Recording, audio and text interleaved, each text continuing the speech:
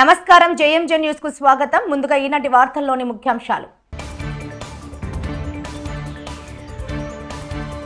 ఒంగోలులో సిఎంఎస్ వాహనం నుంచి చోరీకి గురైన 66 లక్షల నగదు కేసులో 3 నిందితులను అరెస్ట్ చేసినట్లు తెలిపిన ఎస్పీ గరుడ్ సుమిత్ సునీల్.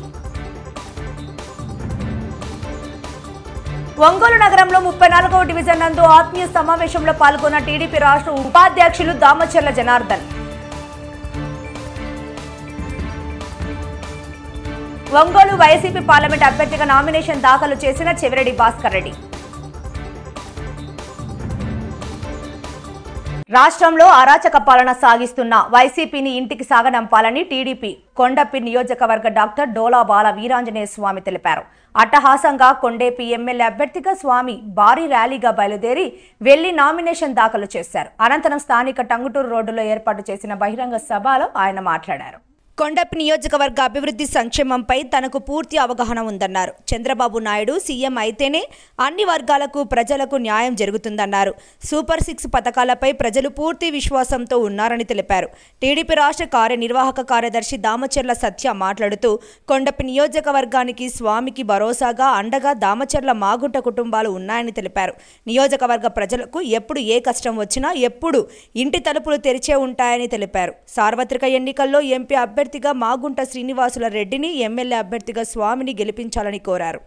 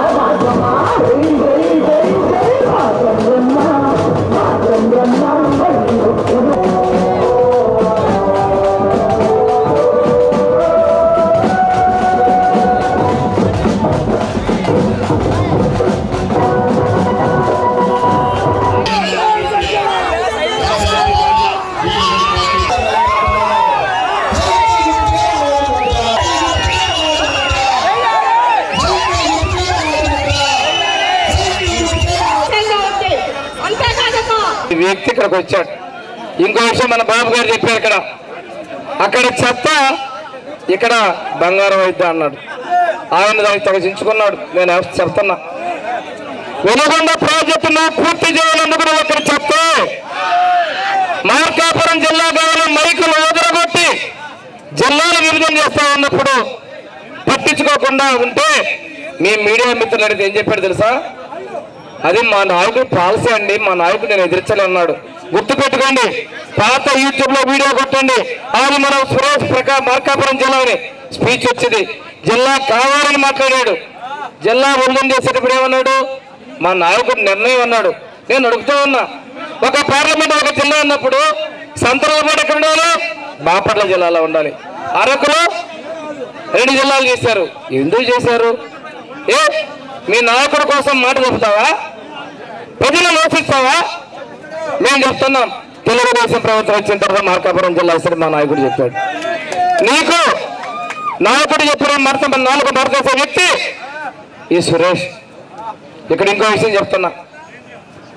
2 ఇప్పుడు ఈ మధ్య కొత్తగా అంటున్నాడు, ఒక్క ఛాన్స్ ఇవ్వండి రాష్ట్రంలో నెంబర్ 1 చేస్తారంటున్నాడు.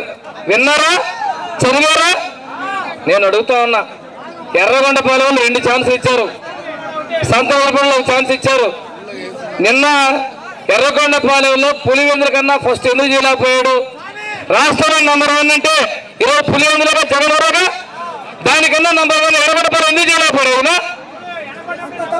ఈ కన్నపల్లి మాటలు కొండపల్లి ప్రజలు నమ్మరు. నమ్ముతారా? మీరు నమ్ముతారా? తిరిగి బుద్ధి చెప్పండి. ఎర్రగొండపాలెంలో నెంబర్ 1 చేయలేక కొండోపు చేస్తారని సిగ్గు లేదని అడుగుతా ఉన్నాను. ఇంకో విషయం తెలుగుదేశం పార్టీలోనే, తెలుగుదేశం ప్రభుత్వంలోనే మనం చేసుకున్నాం. వేదిక మీద ఉన్న నాయకులందరూ వాళ్ళ స్వార్థం ఒక్కడికి లేదు. వాళ్ళ పరిధిలో మేము ఈ గ్రామానికి ఈ రోడ్డు వేసాం, మా గ్రామానికి ఈ సిమెంట్ రోడ్డు వేసాం, ఈ వాటర్ ట్యాంక్ కావాలి, మా వాళ్ళకి ఒక పెన్షన్ కావాలని తపన తప్పితే మన నాయకులు ఎవ్వరు దాచుకోవటం దోచుకోవటం ఎవ్వరికి తెలియదు. ఇక్కడ నేను ఒకటే అడుగుతున్నా, ఈరోజు ఓటు హక్కు అడిగే దమ్ము ఒక తెలుగుదేశం పార్టీ కార్యకర్త తప్పితే ఇంకెవ్వరికి లేదు. ఈరోజు నేను మన రాష్ట్రం ఎంత వెనకబడిందో ఒక్కసారి మీరు ఆలోచన చేయండి. పక్కన తెలంగాణ రాష్ట్రం ఎంత అభివృద్ధి చెందుతుంది. మన నియోజకవర్గం నుంచి మొన్న హైదరాబాద్లో వలస ఉన్న ఓటర్లతోటి మనం మీటింగ్ పెడితే కొండేపిలో మీటింగ్ జరిగినట్టే ఉంది, కానీ అది హైదరాబాద్లో జరిగినట్లేదు. వలసలు అంతమంది మన నియోజకవర్గం నుంచి ఉన్నారు. చాలా బాధ అనిపించింది. అందుకే యువ నాయకుడు నారా లోకేష్ గారిని ఈ నియోజకవర్గ వాస్తవ పరిస్థితులు ఆయనకి మొన్న పాదయాత్రలో తెలియజేయడం జరిగింది. ఆయన ఈ నియోజకవర్గం వాస్తవ రూపాలన్నీ తెలుసుకొని ఆయన మనకి ఆ రోజు పొన్నలూరులో పాదయాత్రలో ఒక మాట కూడా మనకి ఇచ్చాడు. తప్పకుండా ఈ వెనకబడిన ప్రాంతాన్ని ఫార్మా హబ్ చేస్తానని మనందరికీ మాట కూడా ఇవ్వడం జరిగింది. ఆ హబ్ వస్తే తప్పకుండా ఉద్యోగ అవకాశాలు కానీ వలసలు కూడా మన నియోజకవర్గం నుంచి కూడా తగ్గుతాయి. అలాగే మన నియోజకవర్గం బాగా వెనకబడిన నియోజకవర్గం, త్రాగునీరు కానీ సాగునీరు కానీ ఎటువంటి వసతులైన నియోజకవర్గం, కేవలం వ్యవసాయం పైనే ఆధారపడిన నియోజకవర్గం. ఈరోజు ఇక్కడికి వచ్చిన అందరూ మన వ్యవసాయ రైతులు, రైతు కూలీలు ఎంతో కష్టంతో ఈ రాష్ట్రంలోని అత్యధికంగా పొగాకు పండించే నియోజకవర్గం కొండేపి నియోజకవర్గం. ఈ నియోజకవర్గానికి ఒంగోలు కర్నూలు రోడ్డులోని ఇండియన్ పెట్రోల్ బంక్ వద్ద సిఎంఎస్ వాహనం నుంచి గురువారం చోరీకి గురైన 66 లక్షల నగదు కేసులో 3 నిందితులను అరెస్ట్ చేసినట్లు ఎస్పీ గరుడ్ సుమిత్ సునీల్ తెలిపారు. జిల్లా పోలీస్ కార్యాలయంలో ఏర్పాటు చేసిన విలేకరుల సమావేశంలో ఆయన మాట్లాడారు. సంతనూతలపాడు మండలం కామేపల్లివారి పాలెనికి చెందిన సన్నమూరి మహేష్, రాచర్ల రాజశేఖర్ కలిసి ఈ నేరానికి పాల్పడినట్లు వివరించారు. ఈ కేసులో ఫిర్యాదిగా ఉన్న సిఎంఎస్ సంస్థ ఒంగోలు బ్రాంచ్ మేనేజర్ గుజ్జుల పెందకొండారెడ్డి ప్రమేయంతోనే తాము ఈ నేరానికి పాల్పడినట్లు ప్రధాన నిందితుడు విచారణలో తెలిపాడన్నారు. ఈ మేరకు అతన్ని కూడా నిందితుడిగా చేర్చి విచారిస్తున్నట్లు చెప్పారు.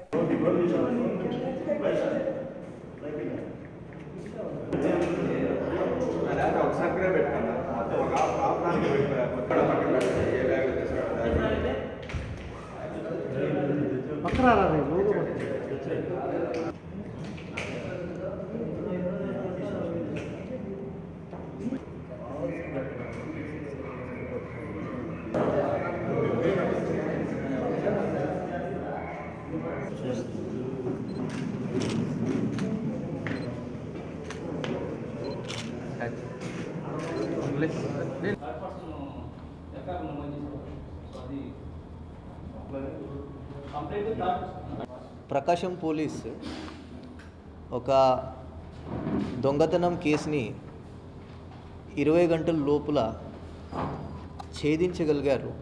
అది చెప్పడానికి ఈ ప్రెస్ కాన్ఫరెన్స్ ఇవ్వడం జరుగుతుంది. నిన్న మధ్యాహ్నం సమయంలో అంగోల్ తాలూకా పోలీస్ స్టేషన్ లిమిట్లో ఒక క్యాష్ ట్రాన్స్పోర్ట్ వ్యాన్ నుంచి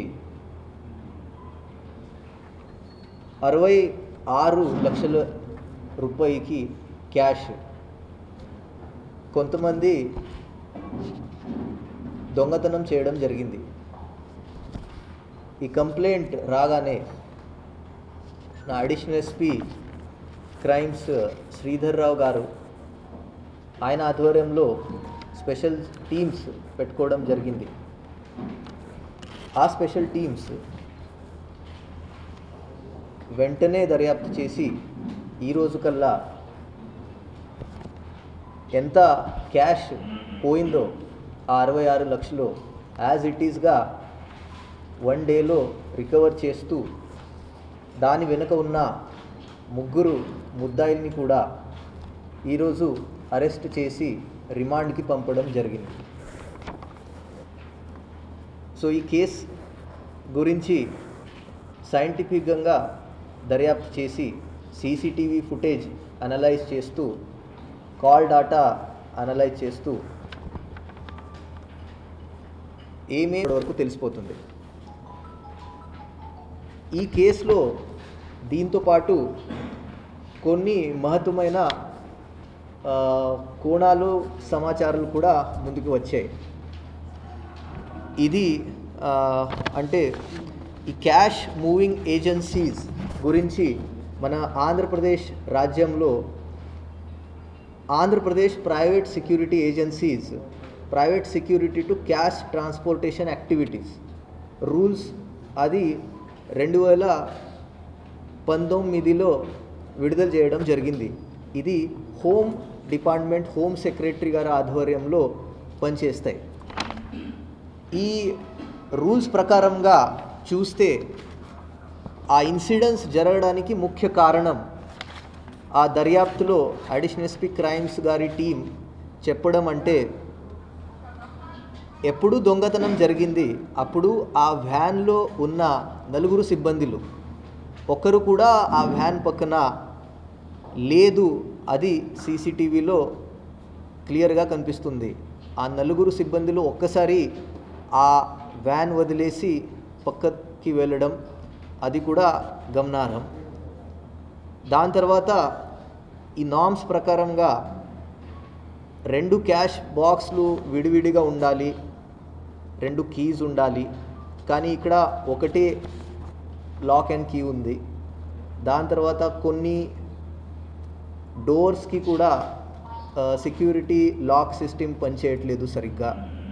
సీసీటీవీ ఫుటేజ్ ఉండాలి, అది కూడా కొన్ని లోపాలు కనిపించాయి. 2 ఆర్మ్డ్ సెక్యూరిటీ గార్డ్స్ ఉండాలి ఒకే సమయంలో. కానీ ఇప్పుడు చూస్తే ఒక్కరు ఆర్మ్డ్ సెక్యూరిటీ గార్డ్ ఉన్నారు. సో ఇలాంటి లోపాలు ఉండడం ఈ నెగ్లిజెన్స్ కూడా ఈ దొంగతనానికి కూడా కారణాలు అవుతాయి అది మేము భావిస్తున్నాం. సో దాంతోపాటు మేము ఆ సిఎంఎస్ ఇన్ఫో సిస్టమ్ ఏం కంపెనీ ఉంది వాళ్ళ దగ్గర నుంచి వాళ్ళకి ఉన్న లైసెన్స్ కాపీలు కానీ స్టాండర్డ్ ఆపరేటింగ్ ప్రొసీజర్లు కోరడం జరిగింది. అది అంతా తీసుకొని ఒంగోలు నగరంలోని మంగమూరు డొంకలో నూతనంగా నిర్మించినటువంటి రాధా గోవింద ఆశ్రమం నందు నూతన రాధా గోవింద భాగవానుని పాలరాతి విగ్రహ ప్రతిష్టోత్సవాలు అంగరంగ వైభవంగా నిర్వహిస్తున్నారు. ఈ సందర్భంగా శనివారం మధ్యాహ్నం సన్నిధిలో ముందుగా విశ్వక్సేన పూజ, పుణ్యాహవచానం, పంచగవ్య రాధన ప్రాసన, అగ్ని ప్రతిష్టాపన, పంచగవ్య క్షీర, జలాదివాసములు, ఆదివాస హోమములు జరిపించి హారతిని అందజేశారు. ఈ కార్యక్రమంలో ఆశ్రమ నిర్వాహకులు అలఘరి మారుతి, కృష్ణ, మోహనాచార్యుల కుటుంబ సభ్యులతో పాటుగా భక్తులు విశేష సంఖ్యలో పాల్గొన్నారు.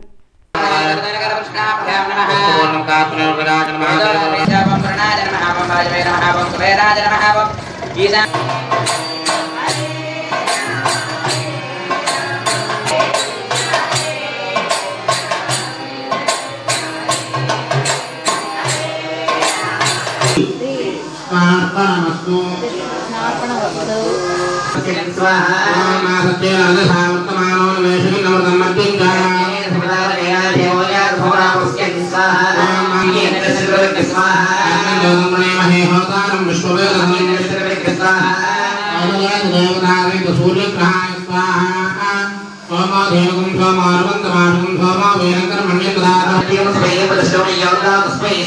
सोमाधेनुगुं सोमार्वन्तमार्गुं सोमा वीरङ्करमण्यन्द्रारण्यं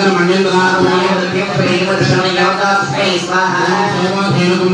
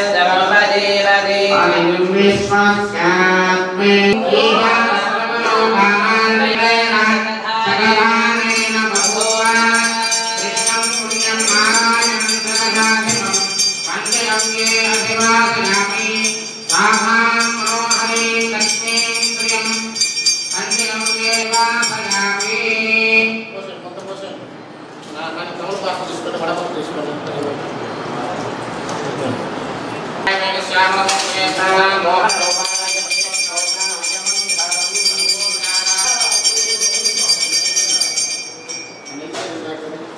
వచ్చే ఎన్నికల్లో తెలుగుదేశం పార్టీ విజయానికి సంకేతాలు స్పష్టంగా కనిపిస్తున్నాయని టీడీపీ కూటమి అభ్యర్థి దామచర్ల జనార్దన్ పేర్కొన్నారు.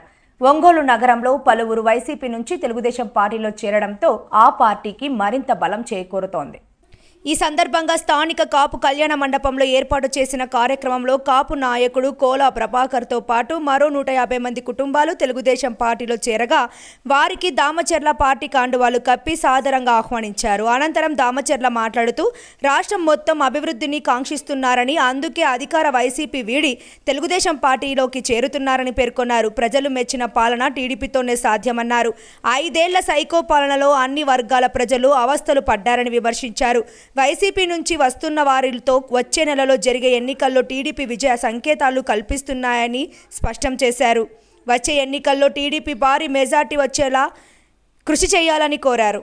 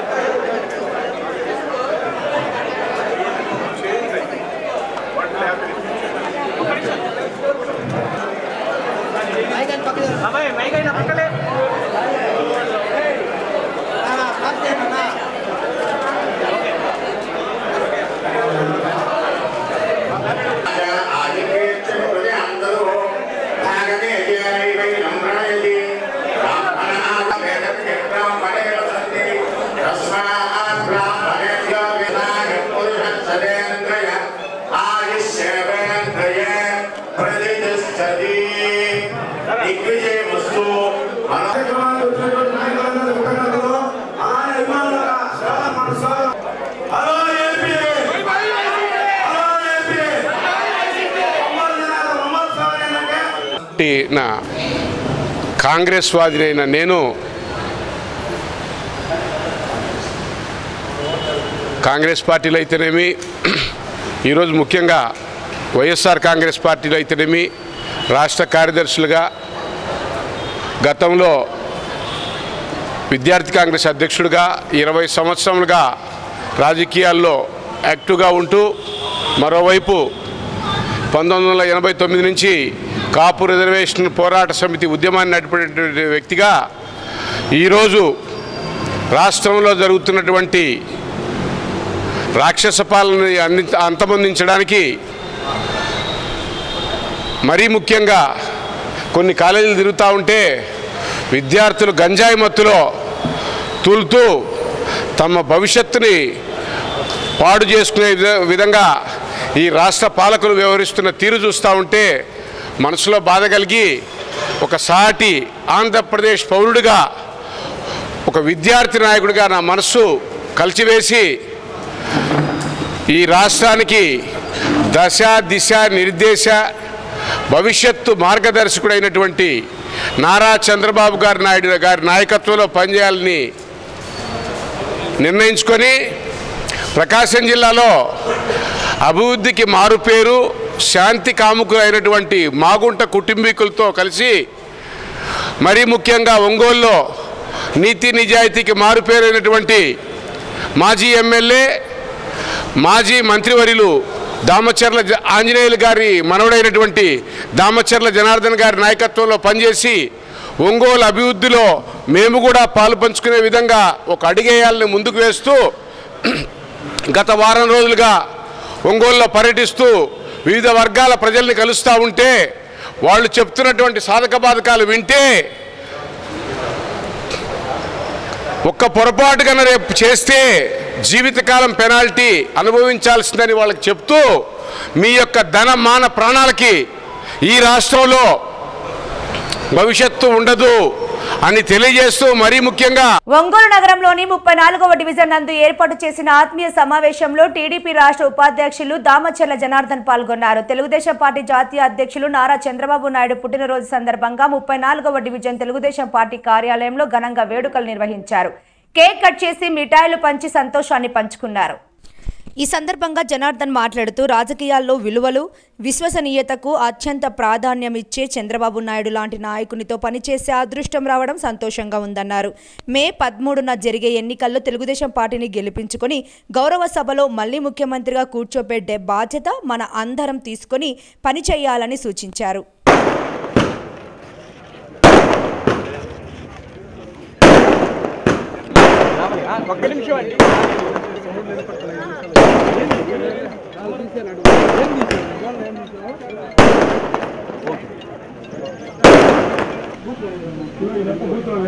స్థానికులు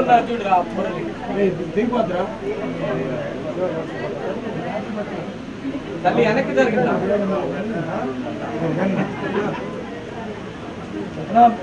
ముందుకు రా అన్న అందరూ రాడి అన్న ఇంకా వెనక్కి రాడిస్తావా సమాచారం అన్న అన్న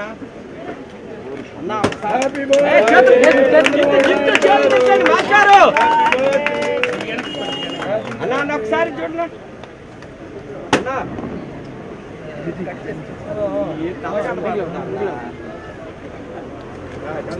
అన్న తలలు పెట్టమా అన్న తల చూపించాల్సి వచ్చింది.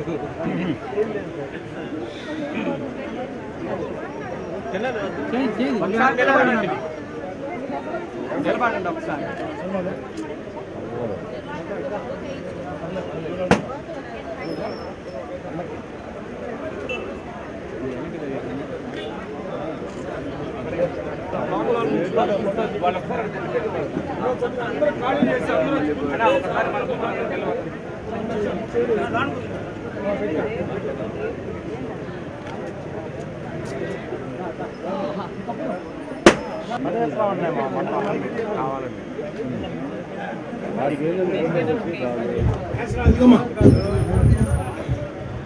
ఆగండి ఆగండి మైక్ నాగేశ్వరరావు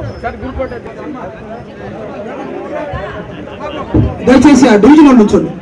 డివిజన్ అందరూ రావాలి ముందుకి.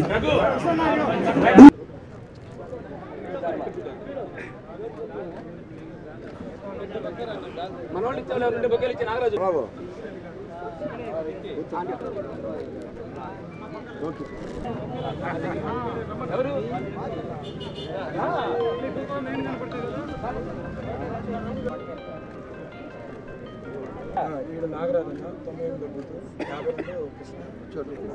వీళ్ళిద్దరు కలిసి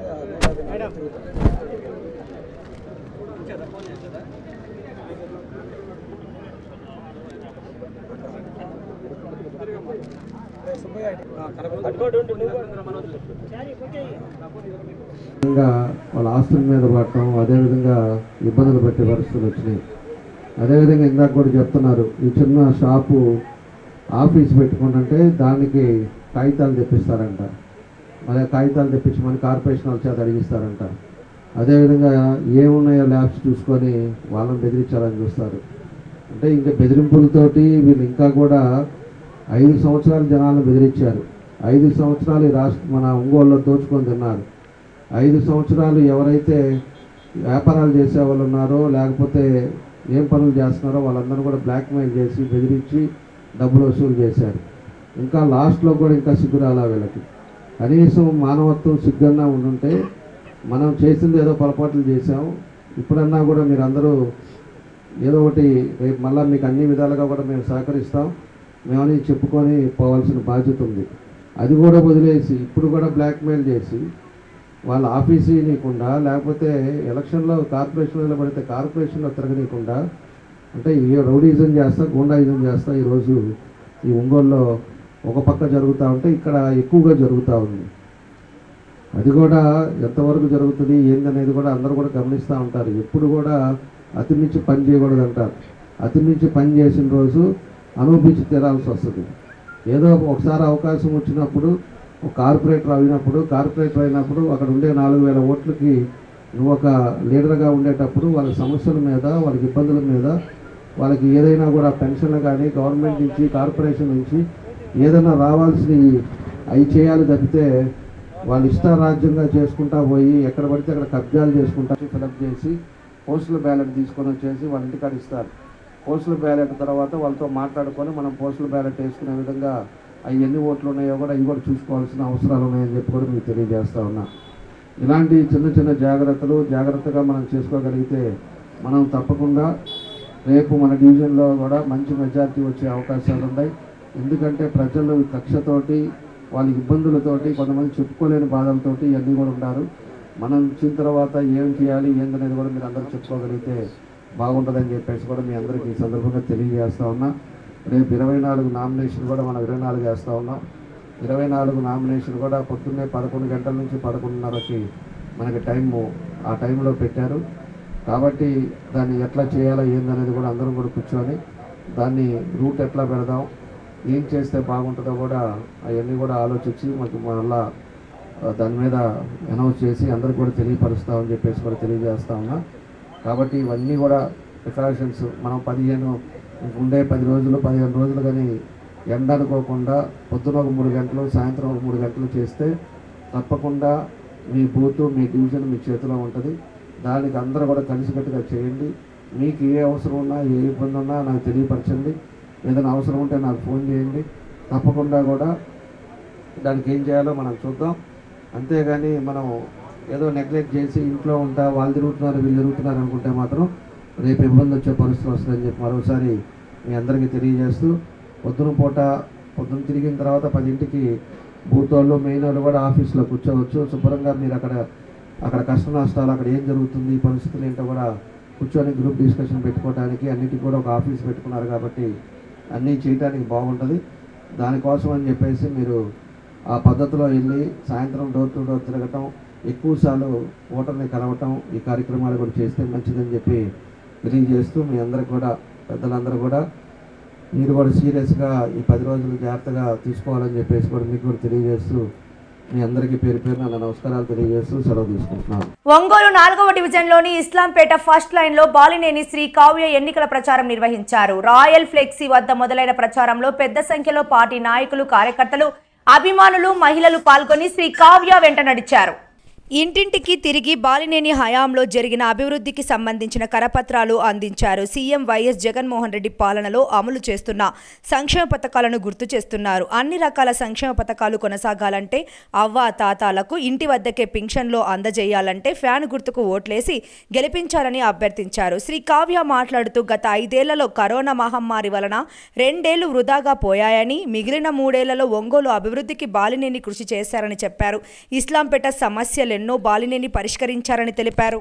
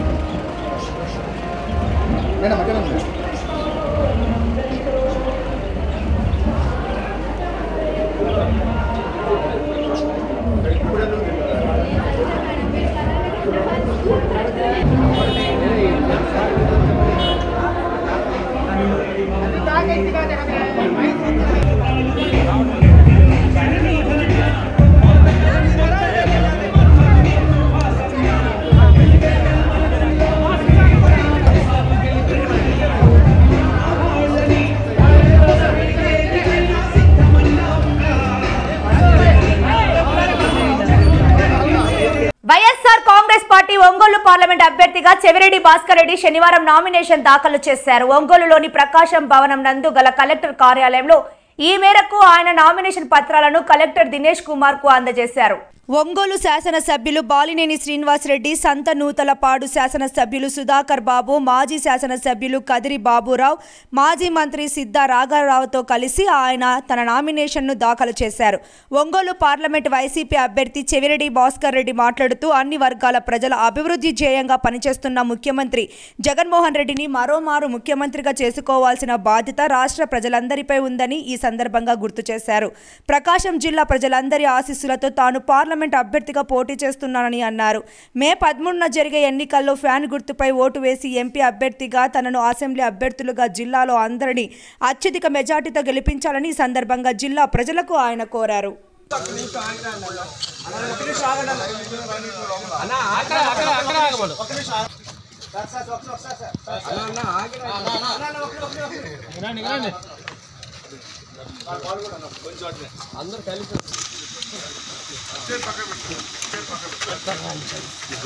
కుమార్ అన్న కొద్దిగా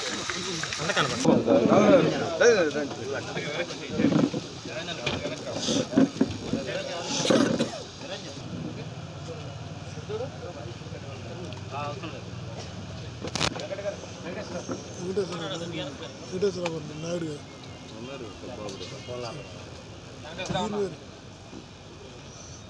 ముస్లిం కూడా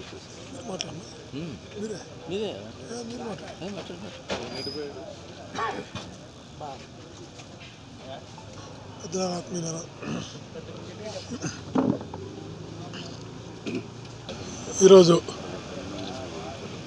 ఒంగోలు పార్లమెంట్ వైఎస్ఆర్ కాంగ్రెస్ పార్టీ అభ్యర్థిగా పెద్దల సమక్షంలో నామినేషన్ వేయడం జరిగింది.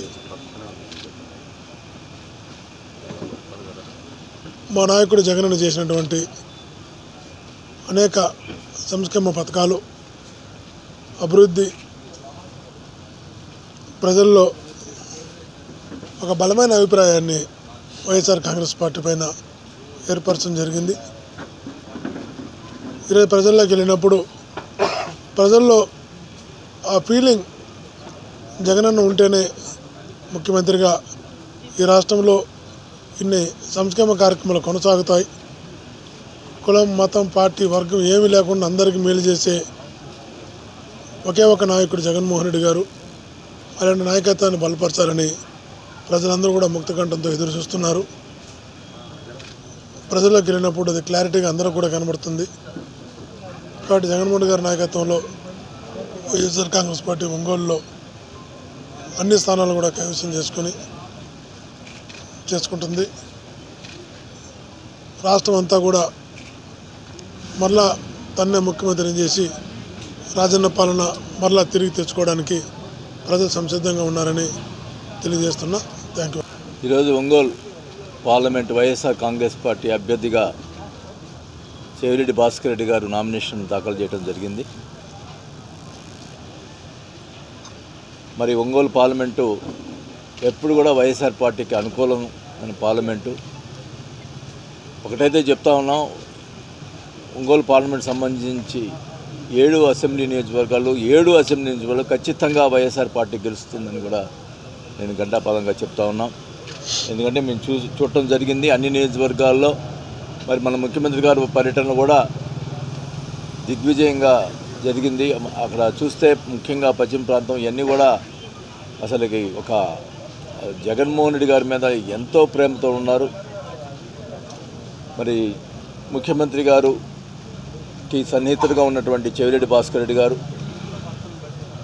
2 సార్లు చంద్రగిరి ఎమ్మెల్యేగా ఉంటాం. తర్వాత సీఎం ఆఫీస్లో సీఎం గారి దగ్గర పార్టీ విషయాలన్నీ కూడా చూసుకోవడం జరుగుతుంది.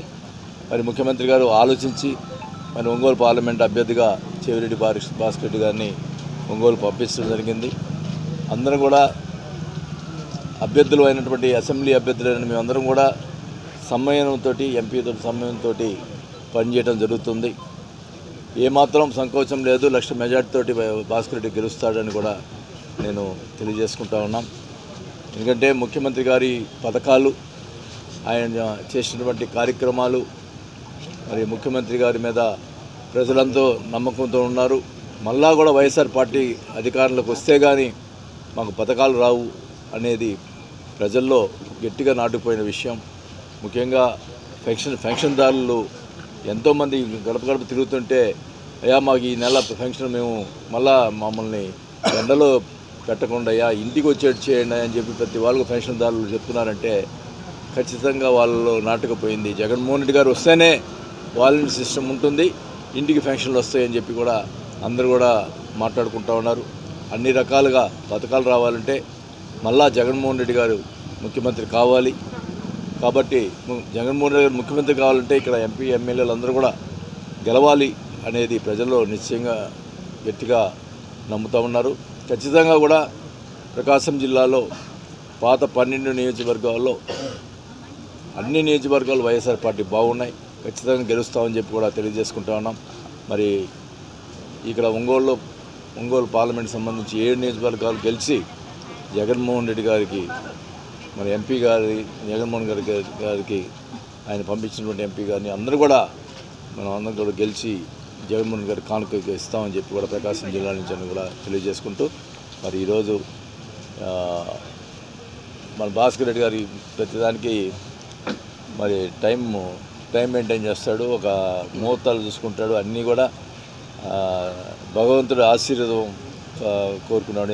ఎప్పుడు తిరుపతిలో ఉంటాడు కాబట్టి ఆ వెంకటేశ్వర స్వామి ఆశీస్సులు ఉంటాయి. ఖచ్చితంగా కూడా అత్యధిక మెజార్ గెలుస్తాడని చెప్పి కూడా తెలియజేసుకుంటూ ప్రజలందరూ కూడా వినియోగించుకుంటా ఉన్నాం.